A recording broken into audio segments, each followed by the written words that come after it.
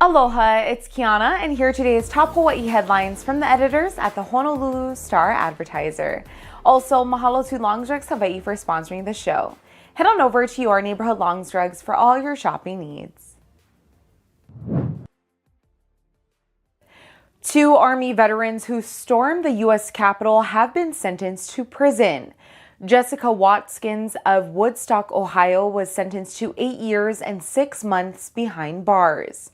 Kenneth Harrelson of Titusville, Florida, was sentenced to 4 years. Both were members of an extremist militia group called the Oath Keepers. The Justice Department had requested 18 years for Watkins and 15 for Harrelson for their roles in the January 6, 2021 riot. The decisions came a day after Oath Keepers founder Stuart Rhodes was sentenced to 18 years in prison for a seditious conspiracy conviction.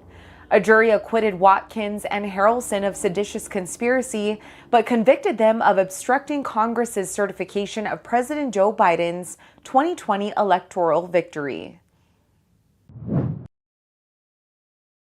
A 20-year-old man has been charged in connection with the fatal shooting of a 17-year-old boy in Makaha.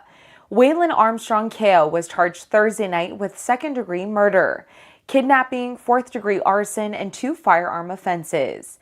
He is the second person to be charged in the shooting death of Miguel Agu Jr. The deadly shooting happened at Makaha Beach sometime before 12:30 Sunday morning.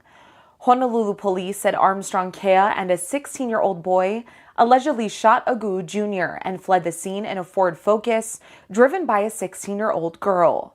An 18-year-old woman was also in the vehicle at the time. A few hours later, Armstrong Kea allegedly set the getaway vehicle on fire near the end of Waianae Valley Road.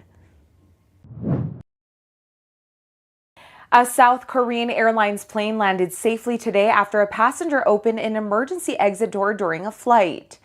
An Asiana Airlines Airbus A321 was on approach to Daegu Airport when the passenger was able to partially open the door. Some people aboard the flight tried to stop the person, who was detained by airport police on suspicion of violating aviation security law. The person's identity and motive were not immediately released. 12 people were taken to hospitals for severe ear pain, breathing problems, and other injuries. The plane had 194 people aboard and was heading to Daegu from the southern island of Jeju. The flight normally takes about an hour.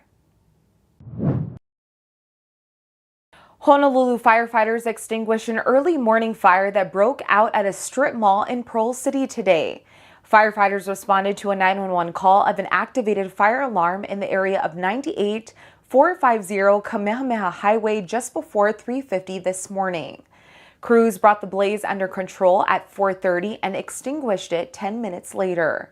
No injuries were reported, and the cause of the fire is under investigation. Meanwhile, 5 people were injured after a boat ran aground off the entrance of Honokohau Harbor on the Big Island. Firefighters responded to the incident at about 10:10 Thursday night. Hawaii Island Police and the U.S. Coast Guard also responded.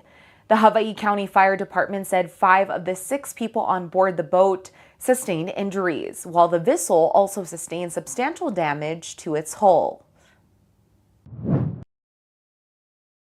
Brain implant company Neuralink said it received permission from U.S. regulators to begin human testing.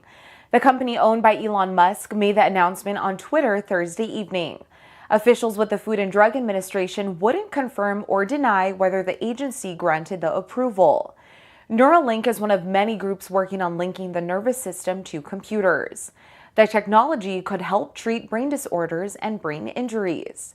Neuralink's device is about the size of a large coin and is designed to be implanted in the skull, with ultra-thin wires going directly into the brain.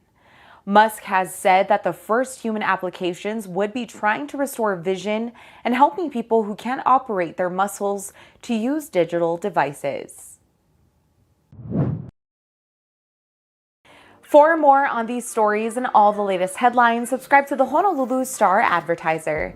Visit Hawaii's top source for breaking news online at staradvertiser.com and download the Star-Advertiser mobile app. Mahalo, have a great weekend, and we'll see you back here next week, Tuesday.